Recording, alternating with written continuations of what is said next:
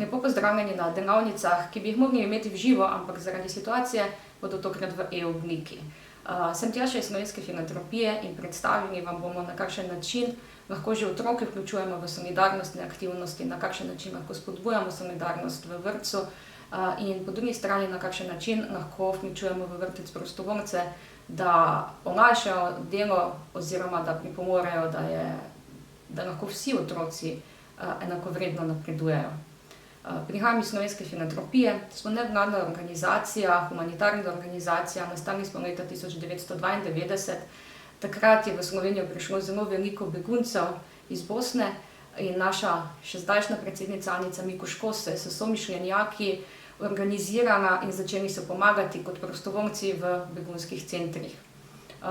Ena izmed stvari, ki so takrat tudi počeli, je bila ta, da so tudi begunce začeli vključevati kot prostovoljce, kajti biti prostovoljec pomeni imeti neko moč, da lahko nekaj spreminjaš, da lahko spreminjaš stvari na boljše.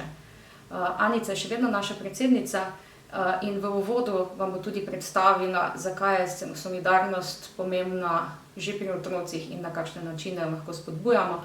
Kasneje vam bom jaz predstavila različne oblike prostovoljskih del, ki potekajo v vrtcih, prav tako, kaj je prostovoljstvo, kaj ni prostovoljstvo in na kakšne načine ga organiziramo. V vsakem primeru, če boste želeli organizirati prostovoljstvo v vrtcu in se vam bodo pojavljala še kakšna vprašanja, smo vam na voljo na Slovenski filantropiji, da nas kontaktirate in skupaj vam lahko pomagamo postaviti za vas čim bolj primerne in čim boljše oblike prostovoljskih del.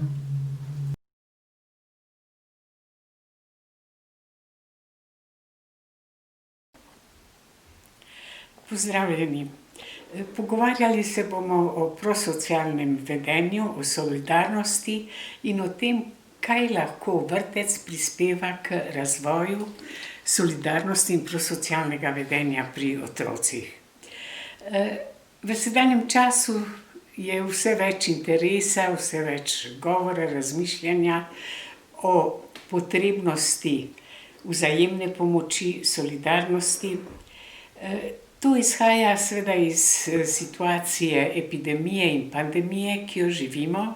V tej situaciji, v teh okoliščinah vedno znova vsakodnevno prepoznavamo, koliko ljudi potrebuje pomoč drugih. Vemo, da se sami lahko znajdemo vsak čas v taki situaciji.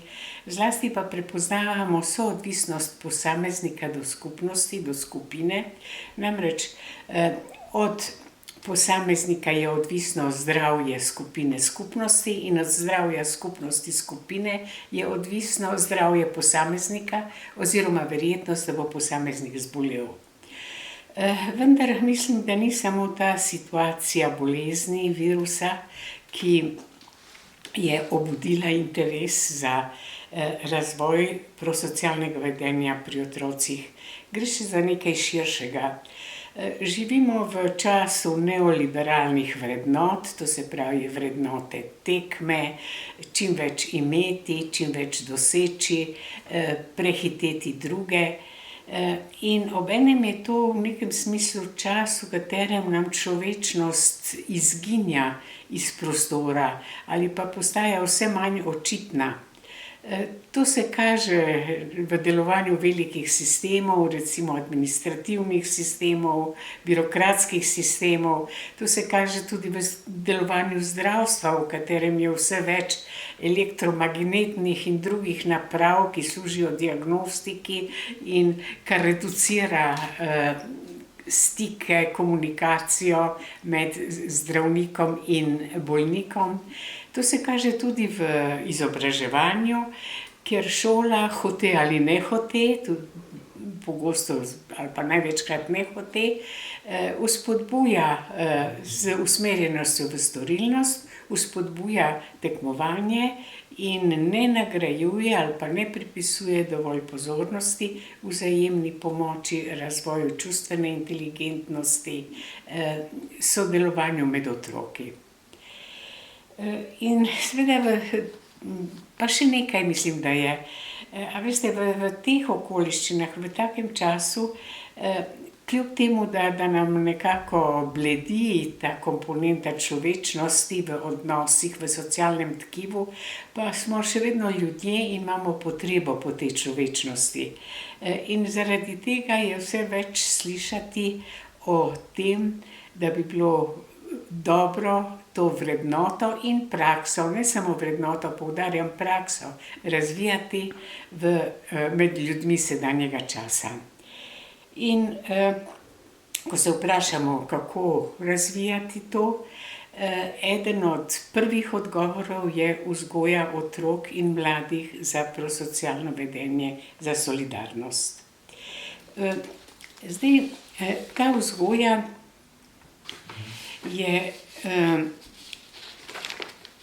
se dogaja, vprašamo se, kje se dogaja ta vzgoja.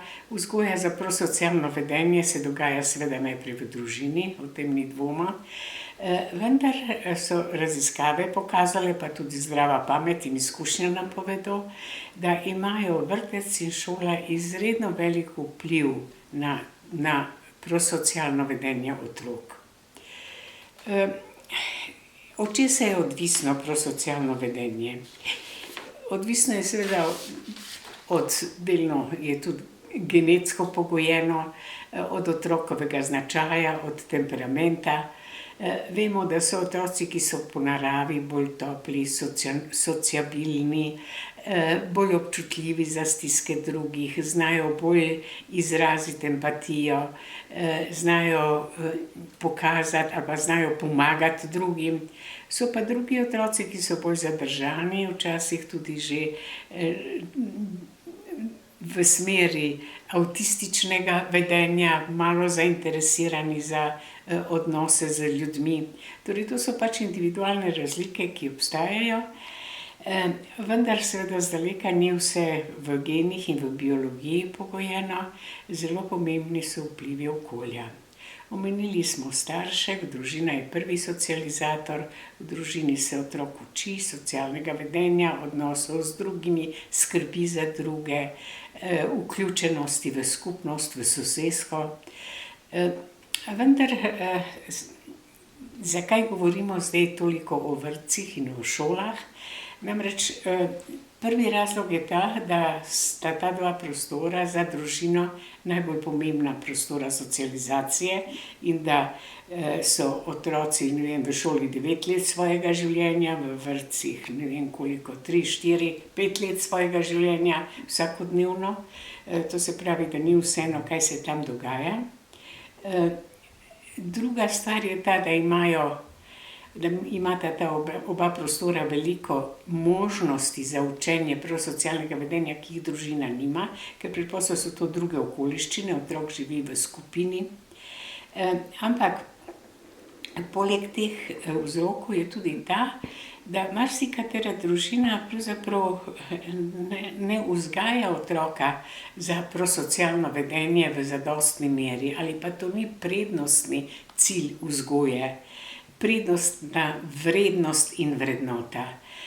Lahko da gre za družine, ki so same vpete v to tekmo in seveda v tej tekmi je predvsem pomembno, da učiš otroka, da je odporen proti stresom, da zna obvladovati težave, da je samokontroliran, da zna tekmovati, da je storilnosten, da je učinkovit in tako naprej.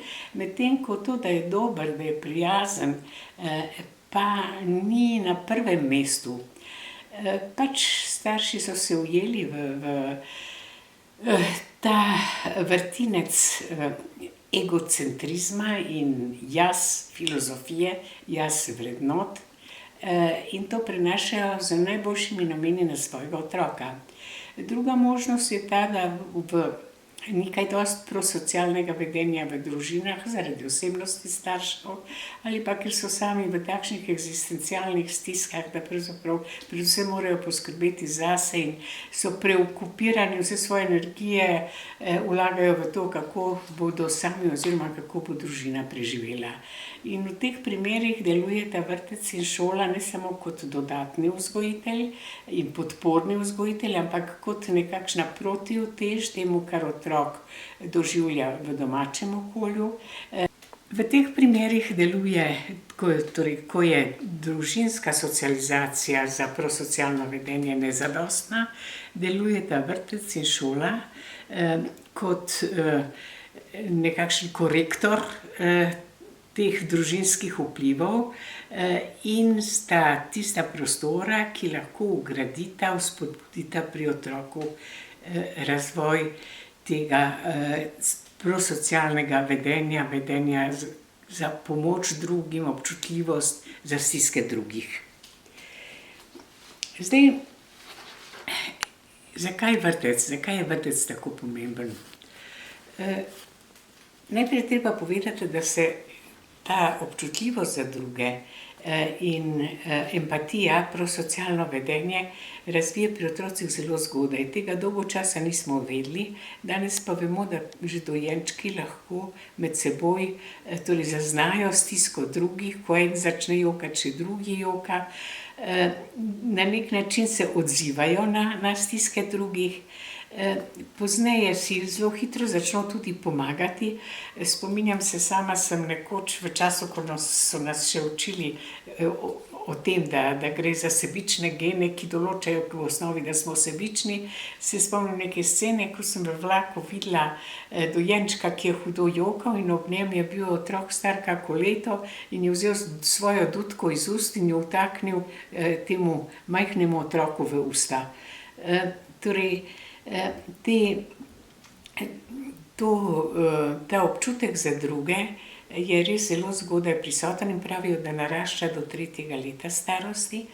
In je predšolsko obdobje tisto, v katerem velja to vzpodbujati, gojiti, nagrajevati, ker sicer se pri mnogih otrocih na neki način posuši to ali pa se zmanjša to prosocialno vedenje. Čeprav seveda čim večji otrok, tem več možnosti ima izkazovati to vedenje. En 8-letnik lahko veliko, ali pa 6-letnik veliko bolj pomaga svojemu prijatelju ali pa drugemu otroku, kot pa enoletni otrok, ki lahko samo dudko vzame ven iz ust in jo vtakne v usta drugemu otroku. Torej, še enkrat, vrtec je pomemben zaradi starosti otrok. Druga stvar je pa ta, da vrtec, kot že omenila, nudi vrsto priložnosti za razvijanje občutljivosti za druge, in pomoči drugim. Na to se bomo še vrnili.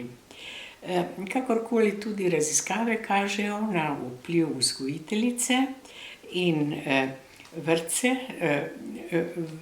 vrtca na to, koliko bojo otroci občutljivi za stiske drugih, pripravljeni pomagati drugim.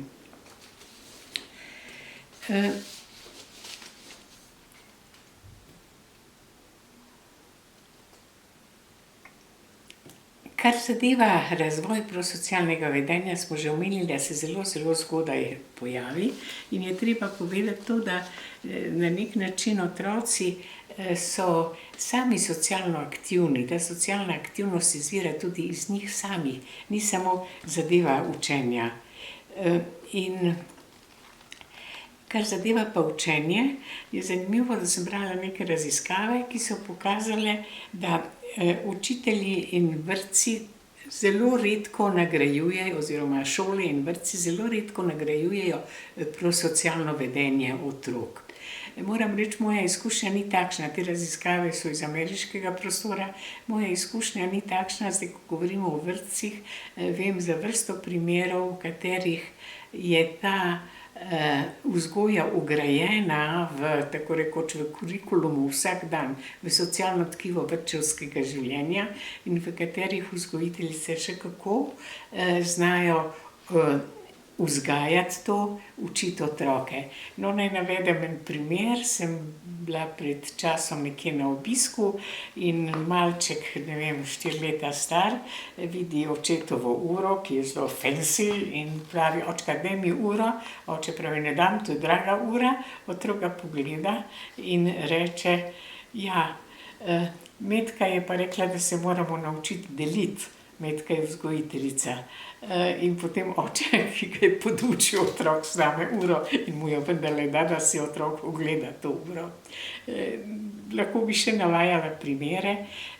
No, mogoče še en primer.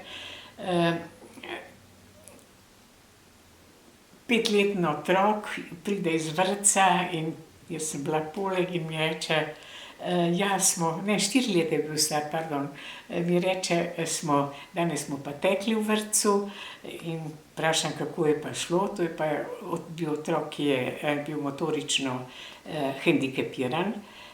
Pa pravi, sem bil tretji. No, in jaz sem navdušena, rečem, to je krasno, če si bil tretji. In fantek pravi, ne, ampak smo bili samo 3. In seveda jaz naredim žalosten obraz, ker se res žalostim. On me pa potolaži in pravi, Helena je rekla, da ni važno, kdo je prvi, ni važno zmagati, važno je sodelovati. A veste, to je krasna stvar in to je otrok sprejel od vzgojiteljice. In kaj to pomeni? To pomeni najprej, da ni bil prizadet, ker je bil zadnji, ampak to pomeni še mnogo več. To pomeni, da je to vrednoto sodelovanja vgradil v svoj vrednostni sistem. In še enkrat vedno rečem, še danes hvala Heleni za to. Torej, gre za drobne reči v vsakdanu, s katerimi lahko vzgojiteljice ogromno naredijo. Zdaj to prosocialno vedenje, kaj se z njim dogaja pozneje? Po eni strani se krepi, ker otrok vse več stvari razume in ker ima vse več možnosti izkazati neko pomoč. Na drugi strani pa pod vplivom najbrž socialnega okolja, to še ni čisto dognano, pri mnogih otrocih pa pravzaprav usiha. Zanimivo je tudi, da imajo tudi že zelo mladi otroci, majhni otroci, velik občutek za pravičnost. Vse to, o čemer govorim, vi verjetno mnogo bolje veste iz izkušenj kot jaz. Zdaj, če pogledamo, kaj to pomeni prosocialno vedenje. Sestavljeno je predvsem iz 3 komponent. Prva komponenta je empatija. To je odziv na stisko drugih, sočustvovanje z drugimi, to, da otrok zazna stisko drugih. In ta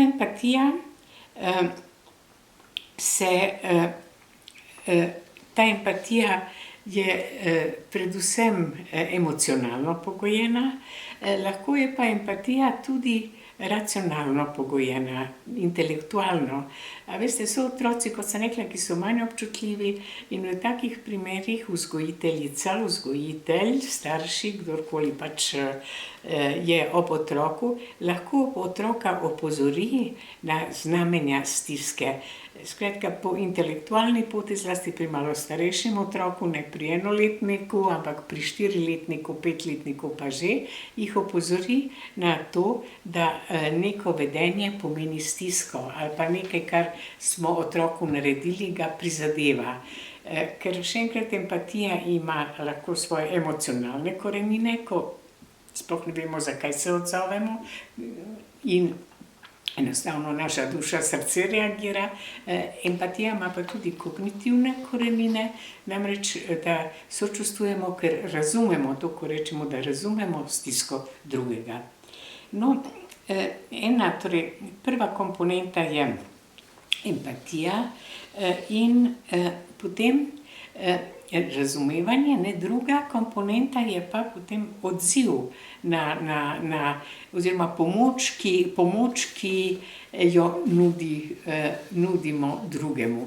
Ta pomoč je lahko od tiste dudke, o kateri sem govorila, do tega, da včasih mali otroci pobožajo drugega otroka, mu dajo svojo igračo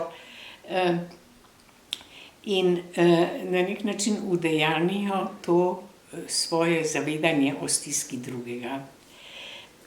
Potem imamo, torej, ko pa govorimo nasploh o prosocialnem vedenju, imamo v mislih tudi oblike pomoči pri delu. To je zanimivo, mislim, tukaj pa ne gre samo za čustvene stiske, ampak k prosocialnemu vedenju sodi tudi pomoč pri neki akciji, pri nekem delu, recimo, ne vem, ko otroci pospravljajo za sabo po kosilu v vrtcu ali pa imajo neko drugo nalogo, da si vzajemno pomagajo pri čiščenju, nošenju,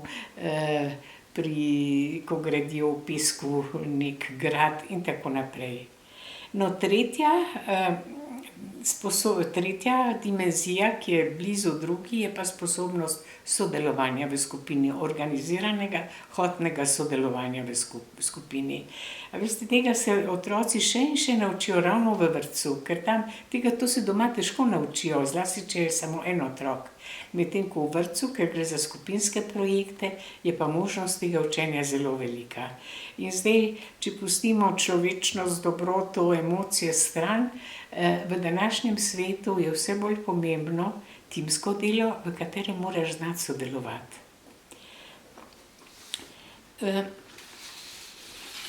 Torej, v vrtcu, zakaj je vrtec tako pomemben, tu se bomo še vrnili, ampak še tu bi rada povedala, kakšne so koristi od prosocialnega vedenja. Vidite, koristi od prosocialnega vedenja so tudi individualne. Otrok in odrasla oseba, ki opravlja prosocialno vedenje, je običajno v boljši poziciji. Šolski otroci so boljše sprejeti med drugimi otroci, njihov socialni status je višji. Nekako bolj so angažirani za šolsko delo in to zgodnje prosocialno vedenje iz vrtca je neka zasnova in podlaga za vztrajanje prosocialnega vedenja v šolskem, srednješolskem obdobju in pozneje v odrasli dobi. In tudi človek, ki daje, tudi več dobi od drugih, več dobi emocionalno, več dobi praktično. Zdaj seveda lahko rečete, mi citirate rek, dobrota je sirota. Res je, tudi to se dogaja. Ampak zdaj, kaj je pretežno res? Pretežno res je to, da je dobro delo v korist skupine in skupnosti največkrat nagrajeno. In to se mi zdi zelo važno, da vrtec prispeva k nagrajevanju tega dobrega vedenja. No, korist je seveda tudi za drugega, ki prejema pomoč, o tem ni dvoma. Vendar ne gre samo za to konkretno korist, to, da dobiš neko dutko v usta ali pa da ti nekdo da tvojo igračo. Ampak s takšnimi izkušnjami pomoči strani drugih, se zgodi to, da otrok zgradi podobo o svetu, v katerem niso samo slabe stvari, ni samo to, da moram jaz igračo zadržati za sebe, ampak v svetu, v katerem so dobri ljudje, se dogajajo dobre stvari. To se pravi, podoba o svetu je precej drugačna, če izkusiš solidarnost, kot pa če je ne izkusiš.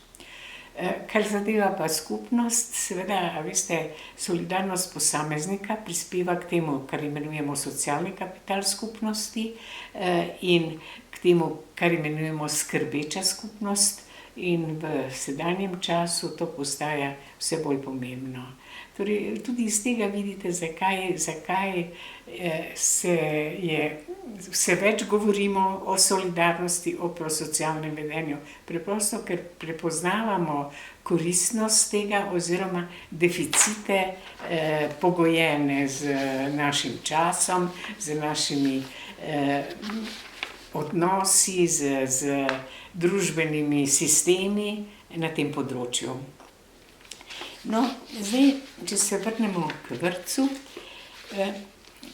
predvsem se mi zdi v vrtcu, kaj vpliva na razvoj prosocialnega vedenja.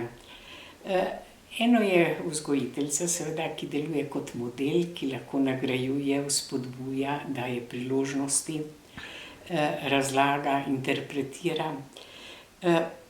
Zlasti pa so pomembne te socialne priložnosti, o katerih smo že govorili, ki jih v družini ni. V vrtcu so številne interakcije med otroki, med različnimi otroki, to se mi zdi tu zelo pomembno. In tu se otrok praktično nauči, kako pomagati drugemu, njegova senzibilnost za stiske drugih ali pa potrebe drugih, da ne govorimo o stiskah, se poveča, pa tudi seveda se nauči praktično, kako sodelovati, kako nuditi pomoč drugim. Zdaj, vzdušje v skupini, občutek pripadnosti skupini, to je mi filozofija, mi vrednote, ne jaz vrednota, to je naša skupina, to pogosto slišiš od majhnih otrok. To je nekaj, kar pomembno prispeva k tej prosocialnosti. Zdaj, kako konkretno razvijati prosocialno vedenje v vrtcu? Jaz nisem pedagog, vi veste o tem gotovo veliko več. Jaz bi samo na nekaj opozorila. Zdi se mi dostikrat, da vzgojiteljice, vzgojitelji, pa tudi učiteljice, učitelji, da se ne zavedajo dovolj svojega pomena. To pomeni, zdaj, če govorimo o vrtcu, da se ne zavedajo, koliko dobrega storijo, koliko bi lahko dobrega storile in koliko dobrega de facto storijo, brez takih predavanj, kot je tole, ki ga poslušate. Enostavno, da jim manjka povratnih informacij. Človek je včasih prav ganjen, ko posluša te majhne otroke, ko prenašajo to, kar so dobili v vrtcu, v domače okolje ali pa v neka druga okolja, in vedno razmišljam, ali te gospe, ti gospodje, ki delajo z otroki, ali se zavedajo, kaj so jim dali in kaj so zasejali v otrocih, ali pa kako so zalivali seme, ki ga je že družina vsadila v otroka. No, kar zadeva prakse, torej najboljši način, eden najboljših načinov, bi rekla, je igra. Skozi igro, v igri se da režirati veliko situacij, v katerih nekdo potrebuje pomoč, in tudi govoriti o tem, kaj se je dogajalo otroku. Spominjam se ene scene, enkrat sem bila povabljena v vrtec svojih vnukov, da bi govorila o svojem poklicu, jaz sem zdravnica. No, in potem smo zrežirali eno igrico, v kateri dva, torej starša, oče, mama, pripeljeta otroka na cepljenje in tam na cepljenju sta zdravnik in sestra. No, in potem to je bilo prav lepo, ker smo govorili o tem, kako se otrok boji, kako mama poskuša potolažiti otroka, in kako je, ko te pičijo. Nastal je sicer majhen problem, ker sta se sestra in zdravnik stepla, kdo bo dal injekcijo, ampak to smo nekako rešili potem. No, to hočem reči, da igre res dajejo veliko priložnosti. To je eno. Drugo je pa tudi recimo branje različnih pravljic, pa tudi, a veste, opozarjanje na naravna, spontana dogajanja med otroki. To se pravi, ne da mi zrežiramo neko igrico ali pa beremo neko pravljico, ampak ko vidimo neko sceno, nekaj, kar se dogaja, da tudi tu interveniramo, interpretiramo, pokažemo, povemo, kako je možno pomagati. Ker še enkrat, otroci so pri tem različno inventivni. Eni so zelo socialno spretni, vešči, se domislijo, drugi pa mogoče, torej ne samo, da eni manj začutijo in so manj empatični, eni so empatični, ampak preprosto ne vedo, kako pomagati. No, skupinsko delo, sodelovanje, seveda je tudi nekaj, kar je ena osnovnih vrednot vrtca in tudi praks vrtca. Samo na nekaj bi še opozorila, saj to se pri nas, hvala Bogu, ne dogaja, ampak vendarle bi opozorila na to. A veste, to, ko govorimo o tej vzgoji za solidarnost, nikakor ne mislimo neko pocukrano, površinsko vzgojo, da mora se otrok naučiti reči, kako mi je žal, revček, če tega ne doživlja. Namreč v nekaterih prostorih, torej v našem prostoru, to hvala Bogu še ni prisotno, je neka prazna oblika empatije, sočustvovanja, ki jo izkazuješ, pa v resnici niti ne misliš tako, sodi k lepemu vedenju. Torej, resnično nimamo tega v mislih. Gre za razvijanje pristnega odziva, pristne občutljivosti, večanje občutljivosti, pa tudi za učenje praktičnih pristopov, kako se da pomagati človeku v stiski ali pa kako se da prispevati skupnosti. In še to bi dodala pred koncem, veste, ne gre samo za to dobroto, pomoč, gre tudi za vzgojo za odgovornosti, socialne odgovornosti do drugih, do soljudi in pa socialne odgovornosti do svoje skupnosti, kar se pozneje nekako prenese v nek drug besednjak, govorimo o odgovornosti, govorimo o vzgoji za odgovorno državljansko vlogo in aktivno državljansko vlogo, kar je še enkrat v sedanjem času družbenih dogajanj in seveda v sedanjem času epidemije še kako pomembno.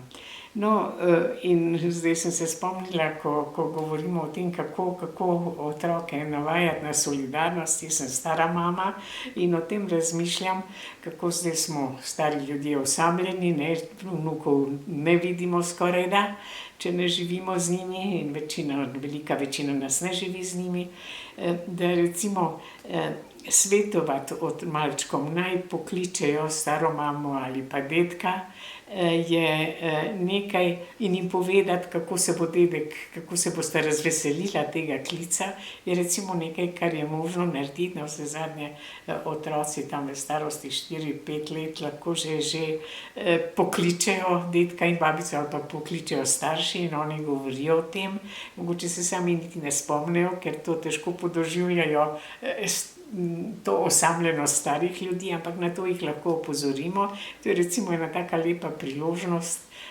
ki bo koristila otrokom in seveda koristila bo nam, ki nas bodo otroci poklicali. Še to, torej rekla sem, da ne gre samo za vzgojo, za pomoč sočloveku, da gre tudi za občutek odgovornosti do sočloveka in odgovornosti do skupnosti. In tretja stvar je pa tudi pravičnost, da veste, sem sodi tudi pravičnost, občutek za pravičnost ali pa poskusi zmanjševanja krivičnosti. Namreč že mladi otroci imajo velik občutek za pravičnost, to vi boljše veste spet kot jaz.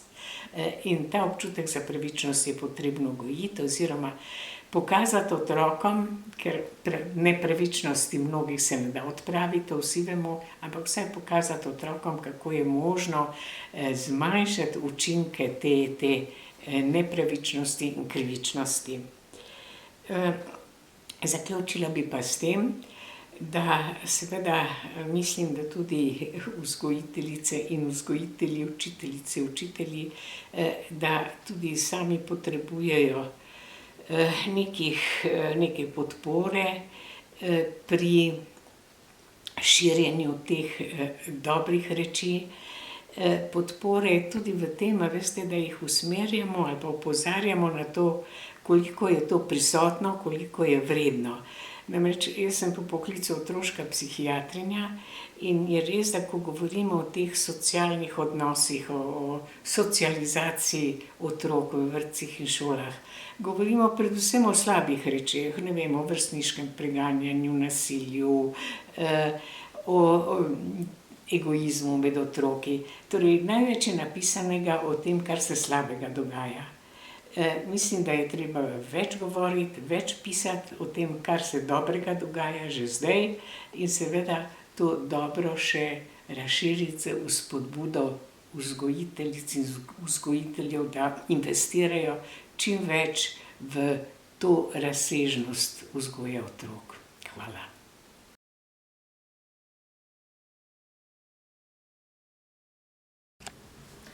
Prostovoljsko delo je delo, ki ga opravljamo po svobodni odločitvi, zanj ne prejmemo plačila in je namenjamo nekomu drugemu. Lahko gre za pomoč ljudem, lahko gre za pomoč živalim, lahko gre za neke okoljevarstvene programe, nekomu pomagamo, svet na nek način spreminjamo na bolje.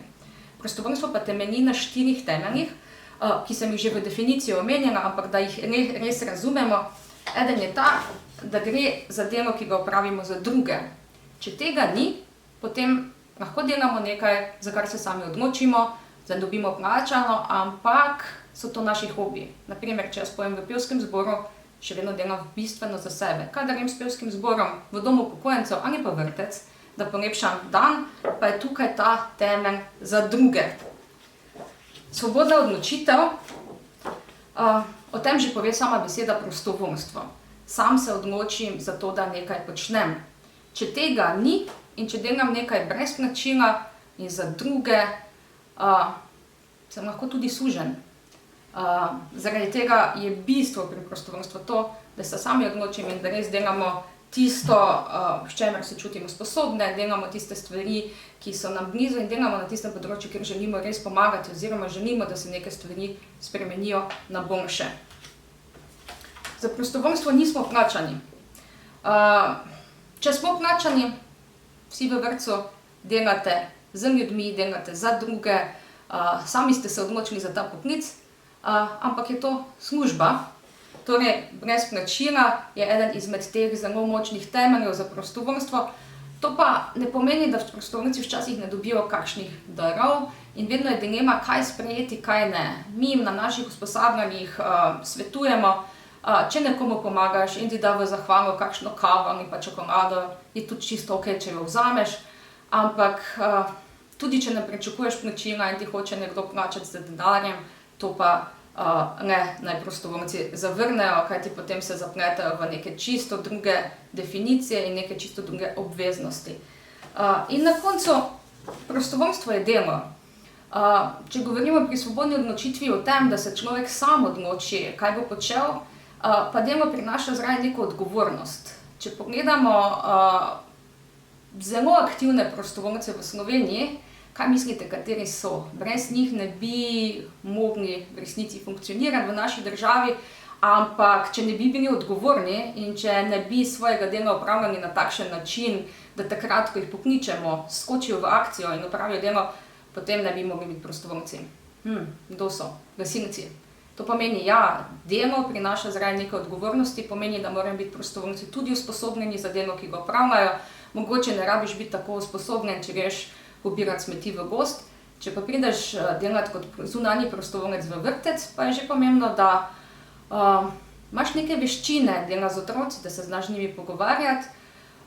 In ja, tudi otroci v vrtcu so lahko prostovoljci, vendar lahko opravljajo le tisto delo, ki je primerno njihovim psihofizičnim lastnostim, oziroma lahko delajo samo tiste stvari, za katere so dovolj sposobni. O tem, kaj lahko počnejo otroci v vrtcih, pa bomo povedali še več kasneje. Prostovoljstvo poteka tudi na dva načina. En način je neformalni način. To je osnovna solidarnost med ljudmi.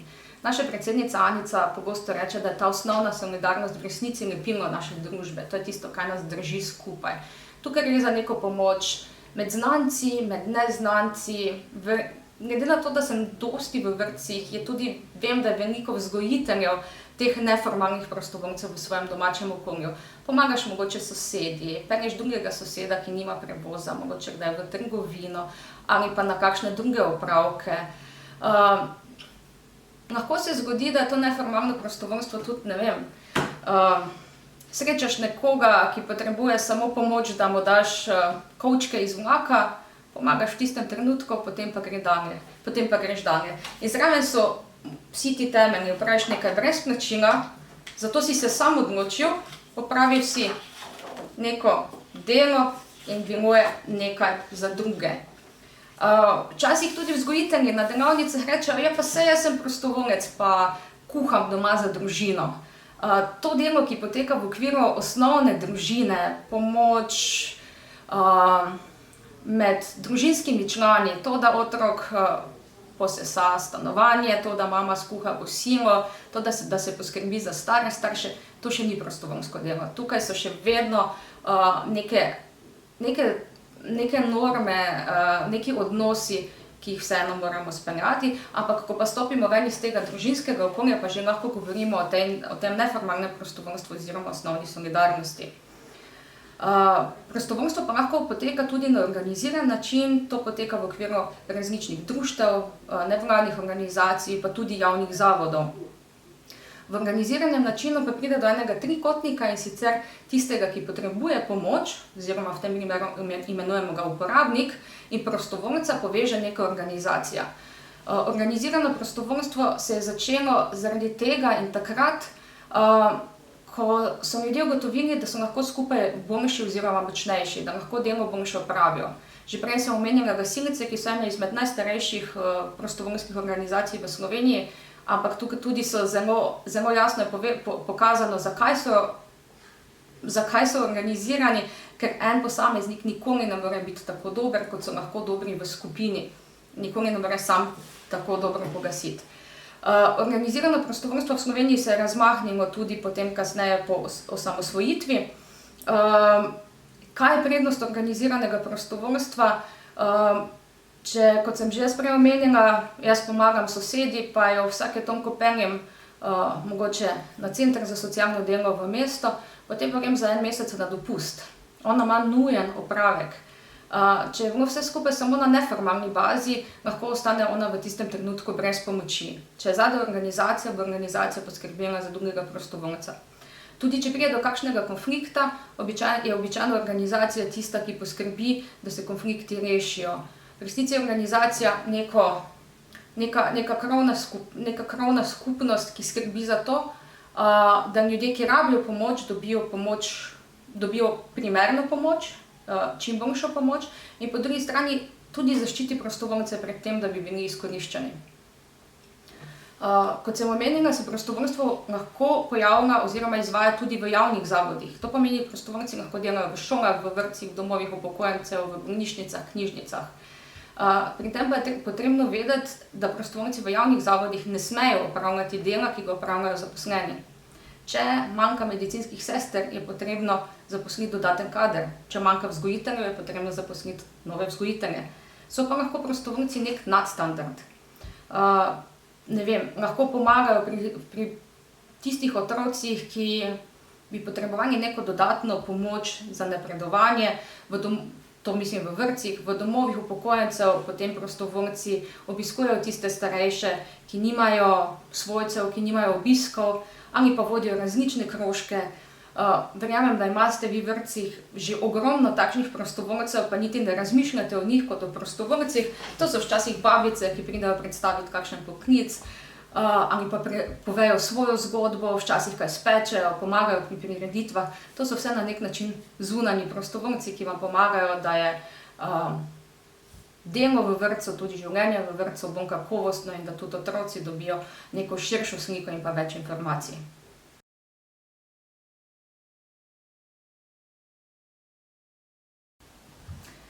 V vrtcu prostovoljstvo oziroma solidarnost največkrat spodbujamo na 4 načine. Prvi način, ki ga bom kasneje predstavila, je takšen, da otroke spodbujamo k nekim solidarnostnim aktivnostim znotraj vrtca. Na kakšen način lahko pomagajo drug drugemu. Drugi način, ki je zelo simpatičen, ima veliko zelo lepih primerov, je takšen, da se v vrtec vključujejo otroci iz osnovnih šol, mogoče tudi takšni, ki so leto prej še sami obiskovali vrtec. Tretji način je, da v vrtec vključimo zunanje prostovoljce. To je takrat, kadar potrebujemo kakšno dodatno pomoč za kakšne otroke. Po drugi strani pa je to zelo pogosto takrat, kadar vrtec vključujete tudi kakšne dijake, kakšne študente, prej sem že omenila babice, dedke, čebelarja, pa še koga iz okolice. In četrti način je, ko se v vrtec s svojimi aktivnostmi vključuje v lokalno skupnost oziroma izvaja različne in nacionalne ali pa lokalne projekte in tudi na tak način se preko solidarnosti povezuje s skupnostjo. Bom pa zdaj predstavila vsakega izmed teh načinov. In prvi je ta spodbujanje solidarnosti znotraj vrtca. Zakaj je to pomembno, je že govorila Anica. V tem trenutku imamo družine, kjer imajo otroci bratce in sestre, domače živali, neka empatija se spodbuja že znotraj družine. Po drugi strani pa imate tudi otroke, ki so edinci, kjer se ves svet vrti okoli njih In mogoče niso navajeni toliko pogledati na to, kako se počuti nekdo drug, in znotraj vrtca lahko že delamo veliko na tem. Kaj je tukaj pomembno? Zakon o prostovoljstvu je zapisal, da so že tudi otroci lahko prostovoljci. Vendar lahko delajo samo tista dela, za katera so sposobni, to pomeni, ki so primerna njihovim psihofizičnim značilnostim, in seveda delo mora potekati pod vodstvom mentorja. Mi tukaj ne rabimo reči otrokom, zdaj ste vi prostovoljci. Mi ne rabimo reči, zdaj bomo spodbujali solidarnost. Zdi se mi pa pomembno, da delamo čim več teh aktivnosti. Posebej v tem času, ko ugotavljamo, da je solidarnost zelo pomembna. In kaj opažamo tudi je, da ko se nekdo navadi na te stvari, mu postanejo samoumevne. Pomoč drugim postane samoumevna, po drugi strani pa preko tega izjemno osebnostno rastejo. Jaz sem nekomu pomagal, pa ni važno, ali je otrok, ali je učenec, ali je dijak, ali je starejša oseba, to, da prispevamo k kakovosti življenja drugega, je eden izmed nekih osnovnih gonil, ki jih imamo mnogi v sebi. Zdaj, kakšne pa so lahko te aktivnosti? Jaz mislim, da jih že vi veliko poznate. Bom pa povedala par primerov iz vrtcev, kjer se že dogajajo, in določeni so izjemno simpatični, mogoče še ne veste za njih. Meni eden izmed najbolj zanimivih je bil, ko so vzgojiteljice aktivirale otroke iz višjih skupin, da so šli v nižjo skupino pomagati uspavati najmlajše otroke. Seveda je bilo to pomembno, pripraviti otroke na to, in seveda je bilo zelo pomembno, da ste se v vzgojiteljici pred tem dogovorili, da ste se povezali, začeli so z manjšim številom otrok. Fotografije teh aktivnosti so bile čudovite. Vsi otroci so želeli to narediti in so jih mogli potem prav razporediti po urniku, kdaj bo kdo pomagal pri tem. Spodbujala se empatija in otroci so imeli občutek, da so naredili res nekaj lepega. Verjetno že pogosto uporabljate takšne oblike, če grejo otroci skupaj na sprehod, pa mogoče starejši otrok drži za roko mlajšega in pazi na njega. Na tak način v resnici tudi rahlo prevzema odgovornost za nekoga drugega in se tudi malo drugače obnaša, počuti se, da je odgovoren, da on lahko res nekaj prispeva, nekaj naredi. Včasih so starejši pomagali vezati vezanke mlajšim, zdaj ima pač bolj malo otrok čevlje na vezanke, običajno so samo na ježki, ampak tudi različne spretnosti so takšne, ki jih lahko starejši otroci učijo mlajše. Kaj pa je tukaj pomembno? Pomembno je, da jih pripravimo oziroma da jim povemo, da ko pomagamo drugim, da jim moramo pomagati na takšen način, da jih samo spodbudimo oziroma da jih pomagajo naučiti, če smo pri vezankah. Otroci, ki so bili prostovoljci, so se morali tudi naučiti to, da ne bomo jaz zavezal, jaz ga bom poskušal naučiti, kako se zaveže. To so zdaj take mali napotki. Kaj je še pomembno pri teh oblikah? Vsekakor, da niso otrokom vsiljene. Tudi tukaj mora takšna pomoč medvrstniška ali pa pomoč malo starejših, malo mlajših temeljiti na temu, da otroci to želijo delati, da so temu motivirani, da so spodbujeni in da se tega dela veselijo. Mogoče bo kak otrok, ki tega ne bo želel delati, tudi to je treba spoštovati, zaradi tega, da ne pride do nekega odpora zaradi neke prisile. Druga oblika je ta, ko se v vrtec vključujejo otroci iz osnovne šole. Ta oblika je zelo enostavna takrat, kadar sta šola in vrtec v isti stavbi, kadar sta povezana, medtem ko je, kadar sta šola in vrtec oddaljena, mogoče malo težja. Kaj je tukaj pomembno, da lahko ta oblika steče, je to, da mora biti spet dobra povezava med vzgojiteljicami v vrtcu in učitelji v šoli, da morajo se vsi zavedati, kakšni so cilji prostovoljskih del, ki bodo potekala, in da se zavedajo, da so tako otroci, ki bodo prostovoljci iz šole, kot otroci v vrtcu, še vedno osebe, ki rabijo za te svoje prostovoljske aktivnosti veliko podpore in da je zanje prostovoljstvo predvsem neka učna izkušnja prevzemanja odgovornosti, izkušnja gradnje nekih osebnostnih lastnosti. Pa povem par primerov, ki so tudi zelo simpatični. Na primer, otrok iz 1. razreda, ki seveda imel zelo rad vzgojiteljico v vrtcu, je zelo ponosen prišel v vrtec in otrokom predstavil svoj plakat, ko so se učili v vesolju. On je pred temi otroci predaval in jim razlagal, oni so ga poslušali. In kaj bo v ozadju te zgodbe? V ozadju je tudi to, da ti otročki, ki so dni leto nazaj še v vrtcu, pa 2 leti nazaj vrtci, se radi vračajo v vrtec, radi pridejo obiskati prostore, kjer so se dobro počutili. Po drugi strani pa otroci iz vrtca s tem gradijo neke vezi z otroci, z tistimi, ki so v šolah, in jim je tudi lahko prehod v šolo zaradi tega, ker jih že poznajo te starejše in velike fante in punce, veliko lažje. Pogosta oblika prostovoljstva, ko otroci iz vrtcev, iz šol stopajo v vrtec, je tudi takšna, da kakšni 3., 4., 5. šolci pridejo v vrtec in berejo pravljice. To je prostovoljstvo, v katerem se v resnici ti osnovnošolci vadijo v branju in oni ogromno pridobijo, spet pa kaj pridobijo vrtčevski otroci, pa je to, da se vzpostavljajo neke mostovi, neke povezave z osnovno šolo, v katero bodo po vsej verjetnosti kmalu vstopili. Oblike je še veliko, vse je odvisno, možnosti je veliko, vse je odvisno od tega, kaj se dogovorite. Slišala sem že tudi za primer, ko so osnovnošolci po telovadbi pomagali pri najprej oblačenju, pa potem slačenju otrok iz vrtca, ki so šli na sneg.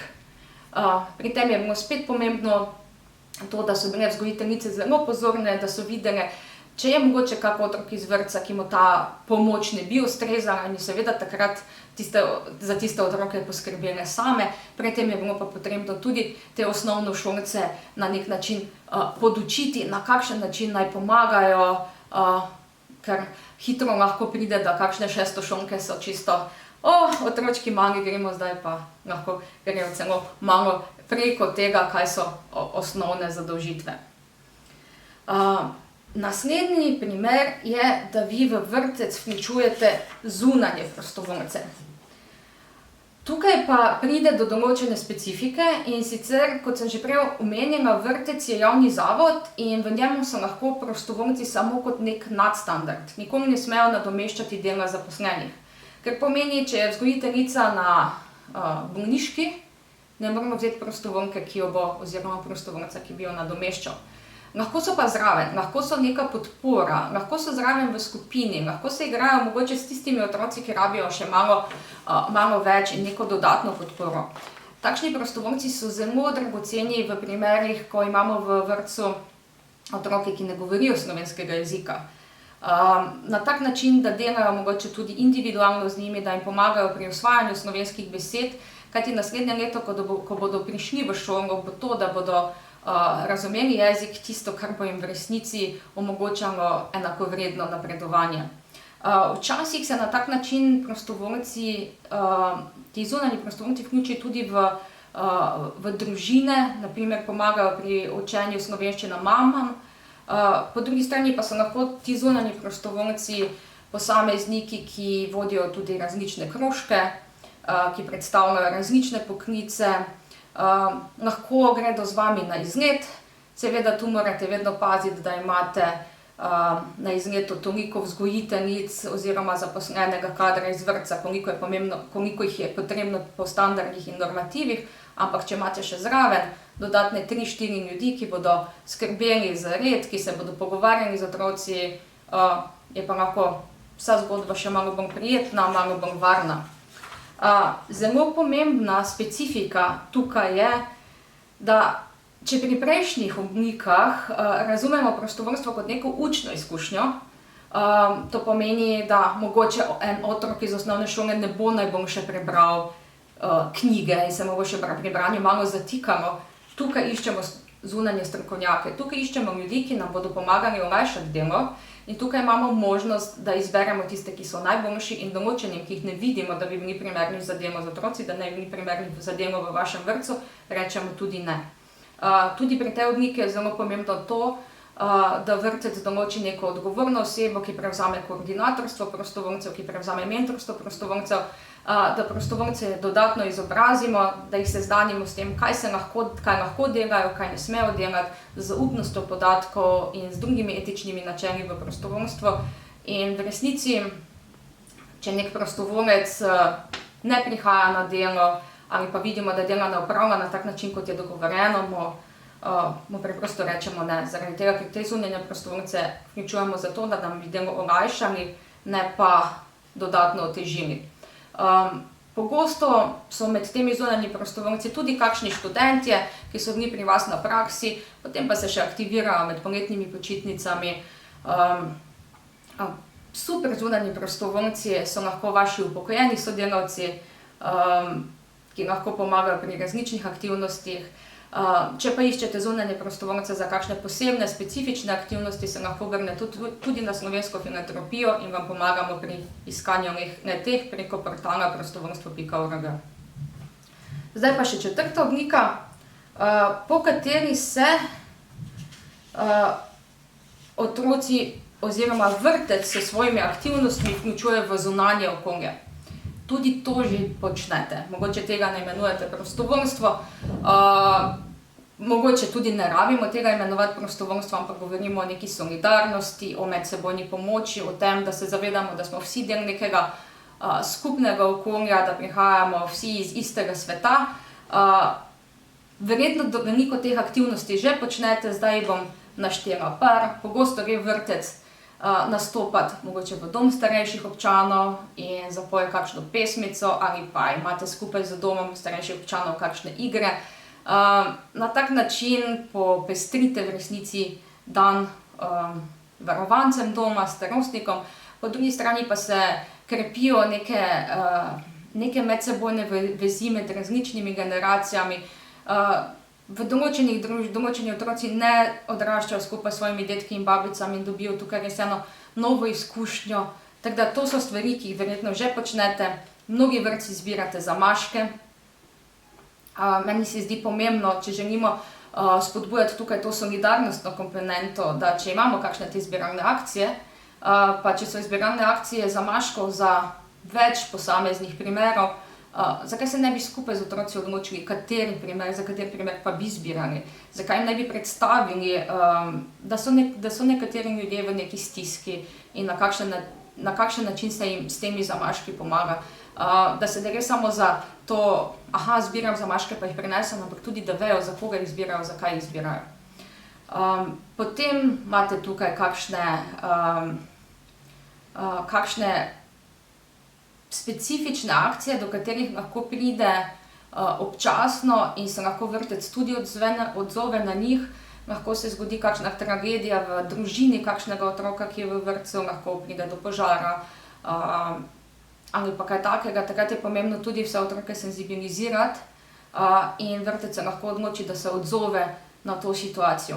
Tudi tukaj je potrebno biti zelo pazljiv, predvsem pri tem, da če nudimo pomoč nekomu, ki je v neki stiski, neki družini, ki je v stiski iz lokalnega okolja, da se najprej pozanimamo, ali pomoč sploh potrebuje, ali smo pripravljeni sprejeti in kakšno pomoč potrebujejo. Predvsem zato, da se ne zbira tisoče plišastih igrač, oni pa v tistem trenutku rabijo, ne vem, drva za kurjavo. Kakšne so še te lahko aktivnosti? Dosti jih je.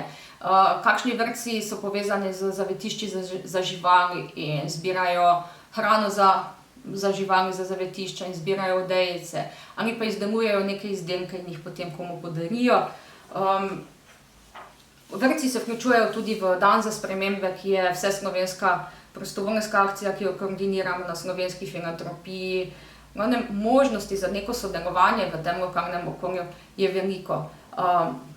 Kaj je tisto, kar se mi zdi pomembno, spet to, kot že pri prejšnjih oblikah, pomembno je to, da je vsaka aktivnost zamišljena, da je fokusirana v nek cilj in da imamo dober kontakt s tistimi, s katerimi sodelujemo. Če želimo, da bo otrokom ostal obisk doma starejših občanov v dobrem spominu, je pomembno tudi to, da smo se mi pred tem dobro dogovorili in da otroke v domu prijazno sprejmejo in da takrat so tam starostniki in da imajo dobro izkušnjo.